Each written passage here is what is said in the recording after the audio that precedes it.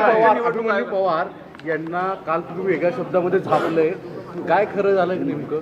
नाही, खरं म्हणजे झापलं हे म्हणणं अतिशय चुकीचं ठरेल. किंबहुना एक प्रकारे कालच्या प्रकरणात अभिमन्यू पवार यांच्यावर अन्यायच झाला, कारण ते बोलले वेगळं आणि मी ऐकलं वेगळं. त्याच्यापूर्वी एका प्रकरणामध्ये कोणीतरी पुन्हा लाडकी बहीण योजनेवर प्रश्नचिन्ह उभं केलं होतं, म्हणून मी त्याच्यावर बोललो होतो. आणि अभिमन्यू पवार असं म्हणाले की लाडक्या बहिणींची पोरं ही अवैध दारूकडे जात आहेत.